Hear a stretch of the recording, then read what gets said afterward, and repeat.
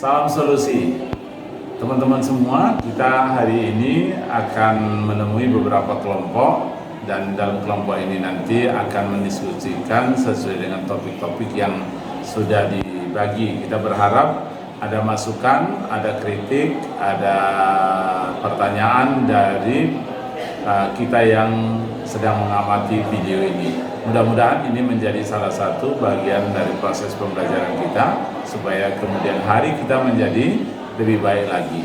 Demikian saya kira untuk kita nikmati bersama diskusi ini. Salam solusi. Assalamualaikum warahmatullahi wabarakatuh.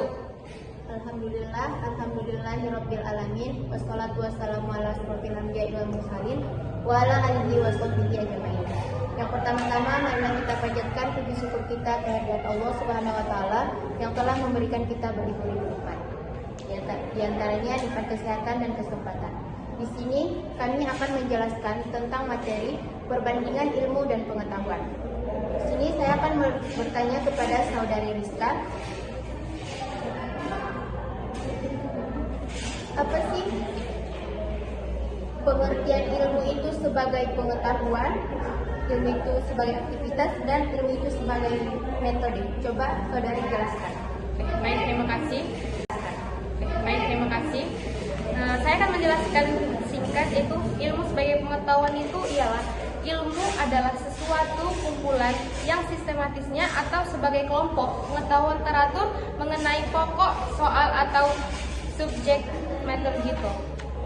Dan di sini sebagai ilmu sebagai aktivitas itu ialah aktivitas mempelajari suatu aktif, mengenali, mencari, mengejar, atau menyelidiki sampai pengetahuan itu diperoleh.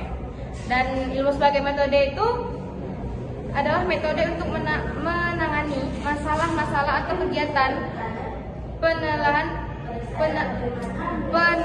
atau proses penelitian yang mengandung prosedur, yaitu serangkaian cara dan langkah tertentu yang mewujudkan pola tetap. Sekian. Dan saya ingin bertanya kepada saudari Namiro. Coba jelaskan apa-apa saja arti dari ilmu itu. Arti dari ilmu itu, ilmu memiliki 10 arti. Yang pertama yaitu makrifat, sebagai pengenalan. Ilmu itu juga sebagai syuur atau kesadaran. Yang ketiga sebagai tasyakur atau sebagai pengingat. Yang keempat paham atau fikih. Ilmu itu sebagai pengertian dan pemahaman. Yang kelima akal atau intelektual. Yang keenam. Baik, di sini saya akan bertanya kepada Namiro, yaitu yang pertanyaannya bagaimana cara pembagian pengetahuan ilmu. Coba jelaskan, ada 4 pembagian itu. Coba jelaskan masing-masing pembagian tersebut. Pembagian pengetahuan itu ada 4 macam. Yang pertama itu pengetahuan biasa. Di dalam filsafat itu, pengetahuan biasa, seseorang memiliki pengetahuan biasa itu ialah sesuatu di mana ia menerimanya secara baik. Dapat dicontohkan misalnya air itu panas karena dipanaskan dengan api. Makanan bisa mengganjal lapar. Yang kedua, pengetahuan ilmu. Pengetahuan ilmu itu pengetahuan yang diperoleh lewat penggunaan metode-metode ilmiah yang lebih menjamin kepastian kebenarannya. Yang ketiga yaitu pengetahuan filsafat. Pengetahuan filsafat itu kita peroleh lewat pemikiran rasional yang didasarkan pada pemahaman kita, penilaian kritis dan penafsiran. Pengetahuan filsafat ini lebih menekankan pada universalitas dan kedalaman kajian tentang sesuatu. Yang keempat yaitu pengetahuan agama. Pengetahuan agama ini diperoleh dari Tuhan lewat para utusannya seperti Nabi, Rasul. Dan pengetahuan agama ini mutlak dan wajib diyakini oleh para pemeluk agama tersebut. Selamat. Yang kelima, akal atau intelektual. Yang keenam, diraya dan riwayat. Ilmu itu bisa sebagai perkenalan dan narasi. Yang ketujuh, hikmah sebagai atau kearifan, dan alamah atau ilmu itu bisa juga sebagai lambang. Oke. Dan saya ingin bertanya kepada saudari Suci, pengertian pengetahuan itu macam mana? Coba dijelaskan. Baik, terima kasih kepada Saudari Rizka. Saya akan menjawab pertanyaan dari Saudari Rizka yang pertanyaannya yaitu pengertian pengetahuan. Pengetahuan adalah merupakan suatu istilah yang digunakan untuk menggambarkan bahwa seseorang mengenal sesuatu. Ada beberapa menurut para ahli yaitu Abbas Hamami Mitaredja mendefinisikan bahwa pengetahuan dengan menekankan objek yang sadar sebagai landasan utama, sebab kesadaran merupakan proses pengetahuan atau Baik, sini saya ingin bertanya kepada Saudari Namiro. Jelaskan hubungan timbal balik antara ilmu pengetahuan dan ilmu filsafat itu. Baiklah, saya akan menjelaskan hubungan timbal balik antara ilmu pengetahuan dengan filsafat, yaitu memiliki hubungan yang pertama, banyak masalah filsafat yang membutuhkan landasan dan pengetahuan. Apabila pembahasannya tidak ingin dikatakan dangkal atau keliru, maka ada hubungan timbal balik antara ilmu pengetahuan dengan filsafat. Baik, terima kasih.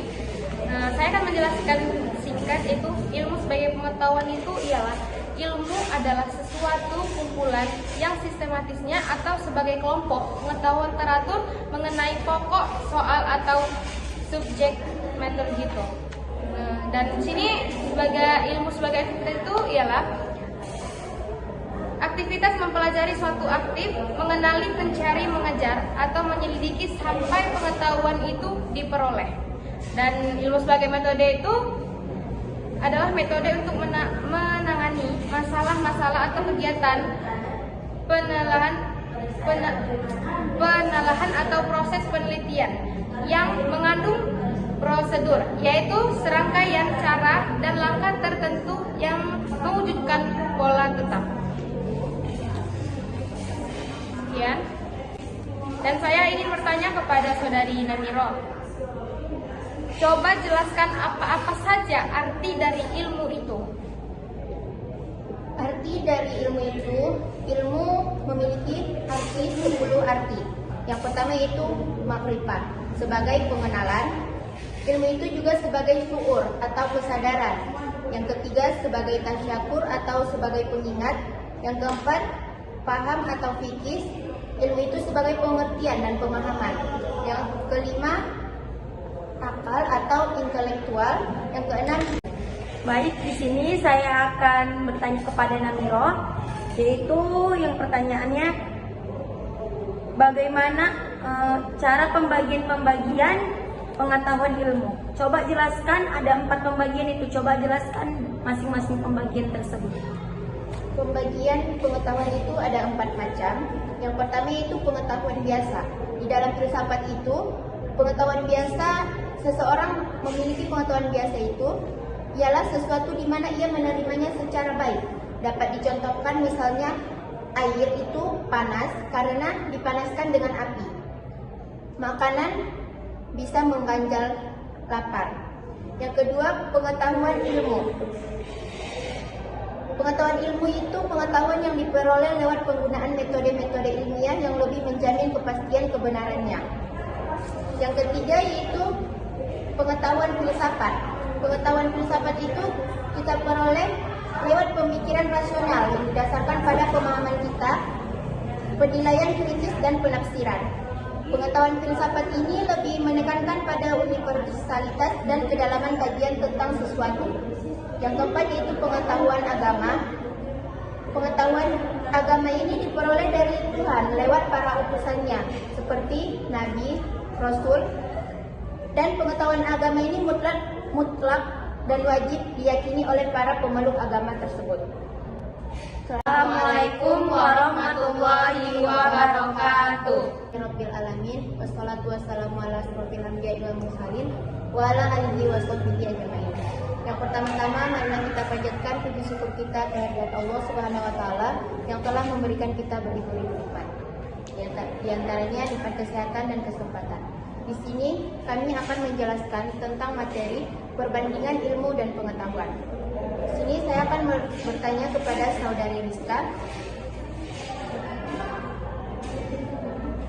Apa sih pengertian ilmu itu sebagai pengetahuan, ilmu itu sebagai aktivitas, dan ilmu itu sebagai metode? Coba Saudari jelaskan. Baik, terima kasih. Assalamualaikum warahmatullahi